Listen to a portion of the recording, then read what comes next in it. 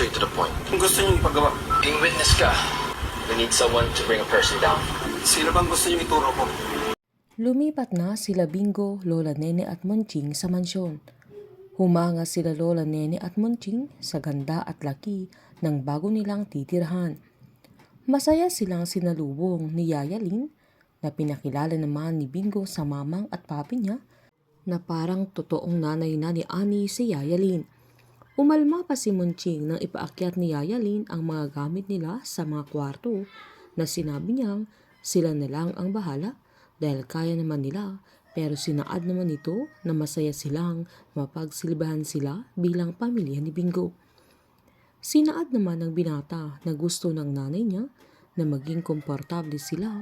Agad namang sinabi ni Lola Nene na makakasama din nila ang nanay niya, sabay sinaad naman ni Monching na lagi siyang kasama sa mga panalangin nila.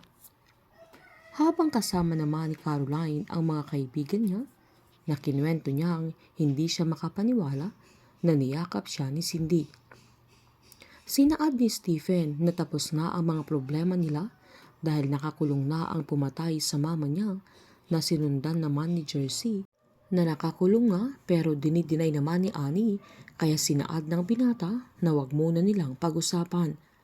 Tinanong naman ni Jersey kung kumusta si Caroline at Bingo, na sinaad naman ng dalaga na okay lang sila. Pagkatapos naman ng pagkikita nila ay dumiretso si Caroline sa meeting place nila ni Bingo, kung saan natulala siya nang may puting sasakyan na dumating, at pagbukas ng security ay si Bingo ang bumaba, na sinabihan pa niya ang security niya na siya na lang ang magbubukas ng pintuan niya, pero sinaad nitong yun ang trabaho nila, na sobrang nanibago si Bingo dahil sa malaking pagbabago sa buhay niya. Napangiti naman si Caroline dahil sa porma ni Bingo na mayaman na ang dating niya, na sinita pa siya ng binata na wag niyang pagtatawanan dahil hindi din siya sanay sa ganong pormahan.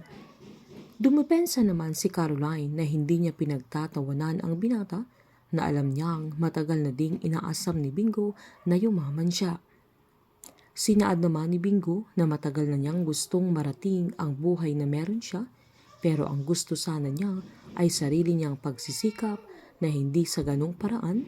Sabay sinaad niya kay Caroline na sana maging okay lahat sa dalaga, na agad namang pinasigurado ni Caroline na walang problema sa kanya, kaya sinabihan siya ni Bingo na kumain na sila at libre niya lahat dahil marami pa silang pag-uusapan, na may sasabihin pa siya sa kanya na isa na ang mabenta box nila, na kailangan niyang pondohan lahat ng kailangan nila, na pumayag naman si Caroline na si Bingo na ang magiging financier ng mabenta box nila, at sa sasakyan ni Bingo na sila sumakay.